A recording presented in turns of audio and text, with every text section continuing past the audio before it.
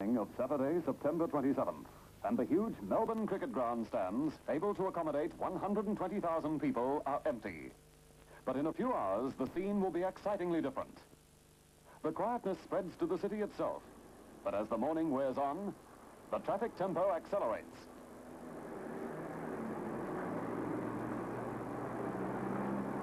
All roads lead to the MCG for the game of the century, the VFL Grand Final between defending premiers, Carlton Blues, and the Richmond Tigers.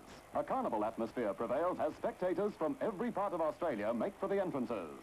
And Richmond supporters are confident this is going to be their year.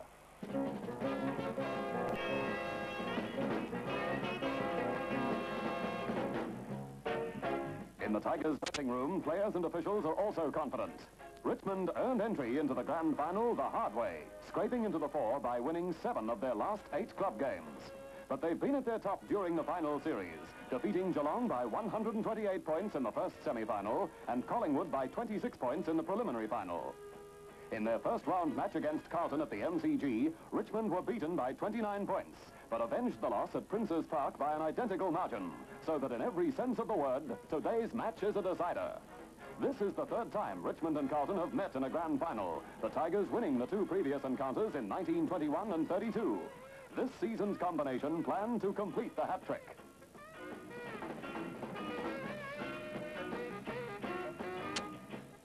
The Blues won their first pennant in 21 years last season, and Carlton coach Ron Barassi is sure his side is primed to become the first club for 9 years to win successive premierships.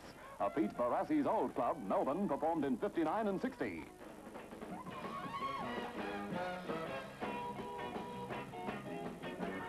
The Blues and the Tigers are evenly weighted, and the all-time record crowd of 119,165 roars its delight as Big John Nichols leads the premiers onto the arena.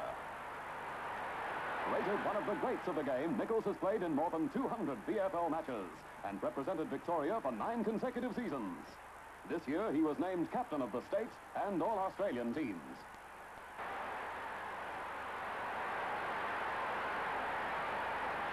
A local product, Dean's in his second year as captain. Strong and rugged, he's kicked more than a century of goals for the Tigers, and in '64 was their leading goal kicker.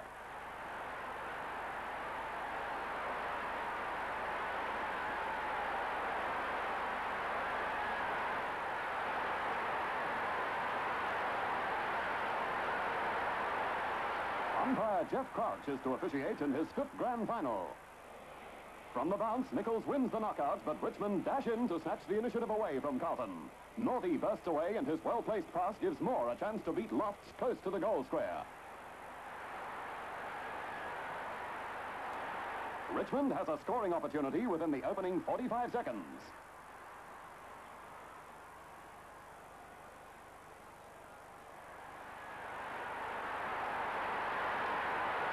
From an acute angle, Moore's drop punt sends the ball through the center for the first goal of the match.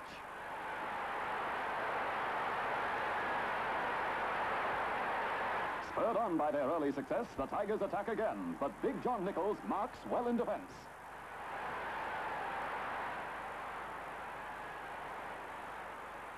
At his best on the big occasion, Nichols' perfectly executed pass to Gould gives Carlton a chance to turn the attack. Players from both sides feel the tension of the fiery opening, and fundamental mistakes occur in their eagerness to gain possession. Using their pace to advantage, Richmond has the Blues' defense under pressure, and after 8 minutes, Hart receives a free within comfortable kicking range.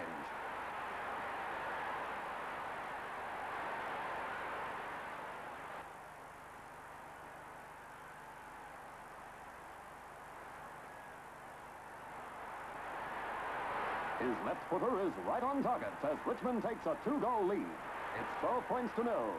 Keeping play up forward, Richmond are determined to drive home their advantage. Keen anticipation gives Hart a mark from behind Hall and Gould, and the Blues are still in trouble. Gill defends desperately, but the Tigers are on top in the first quarter and constantly bustle the Blues. Bowden's kick is wide, but earns a point for Richmond. It's 13 points to 0. There are some passages of scrambling play as each side's spoiling methods prevent good handling, and tackling is also effective.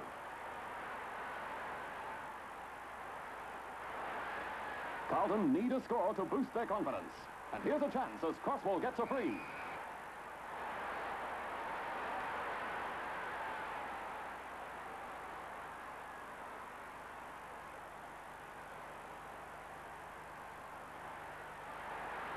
But it's wasted as Strang forces the ball out of bounds. The Blues are starting to settle down, and from about 20 yards out, the constructive Nichols charges from the forward line to beat Richardson and Mark Cleverly, giving Carlton their best scoring chance so far.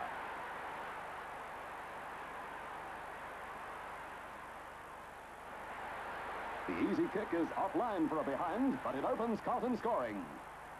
As Richmond's half-forward Dean comes right down the ground, he's shadowed by Carlton's halfback Pennell, who gets a free.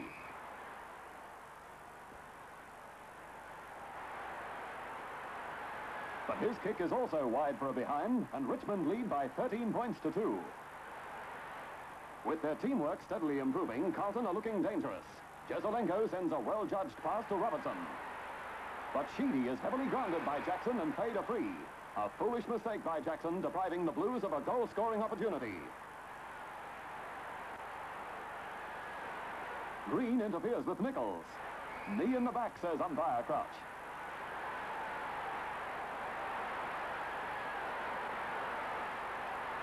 The durable Nichols seems unperturbed as he calmly kicks Carlton's first goal after 19 minutes.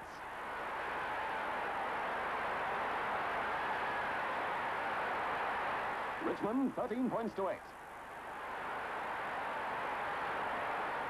Carlton are getting their share of play and attack again. Silvani is paid the mark as Richmond tend to become over-anxious in defence. Silvani's a long way out but is online, and in the face of rugged opposition, Wall snaps a behind. Carlton fighting back, trail by just 5 points. Having overcome the threat of Richmond's blistering early thrusts, Carlton appear to be playing with greater purpose. Using their superior physical strength, the Blues rush a behind, and at the end of the first quarter, Richmond lead 2 goals to 14 points to Carlton's 1 goal for 10 points.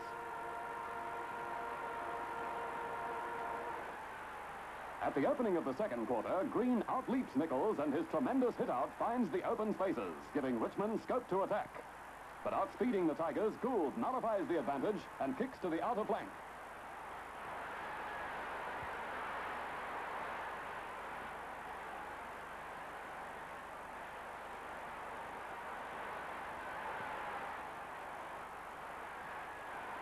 Outmaneuvering Robertson and Pennell, Burke handballs to the ever-ready Norby, who swings away from the pack to snap a left footer on the turn, and it's through for a behind.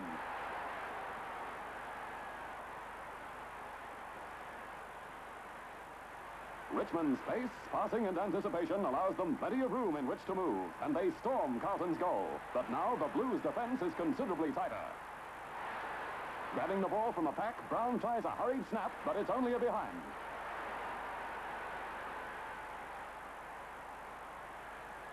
Bartlett passes to Barrett, who marks in the goal square.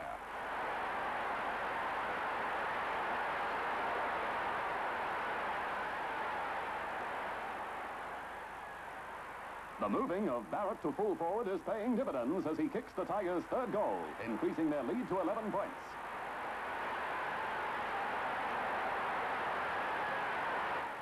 Easily beating Hall, Hart takes a mark in front, with Richmond again poised to bombard Carlton's goal.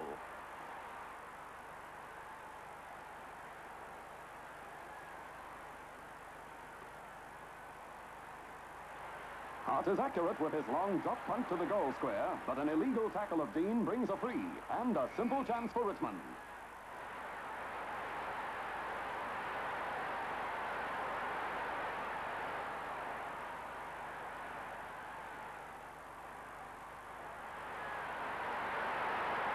Through the center for the Tigers' fourth goal, and they take their lead to 17 points. Sensing Richmond could break away, Carlton lift their game to counterattack. It's a vital period, and reacting to the tension, players tend to needle each other.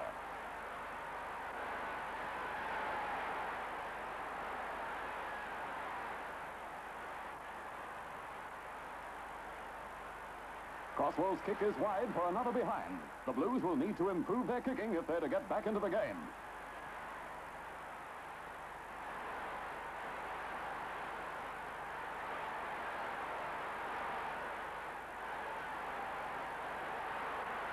Grabbing the ball as it comes out of the pack, Barrett's precision-like kick is far too high for Locks to intercept, and it's through for Barrett's second and Richmond's fifth goal.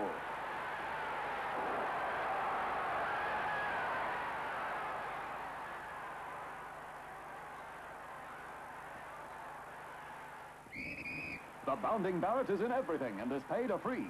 Richmond are capitalising on Carlton's foolish errors, which are proving expensive.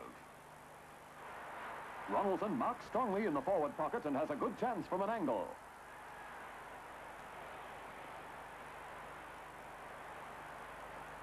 Through it goes for another goal as Richmond increase their lead to 28 points. Richmond are also winning in the air as Owen outjumps Walls.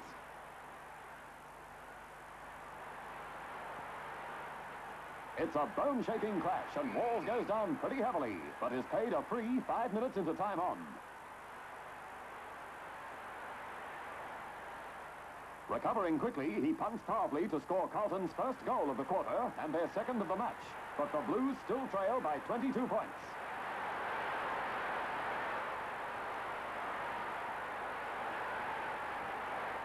Striving for another quick goal before the interval, Carlton are held out by the eager Tigers.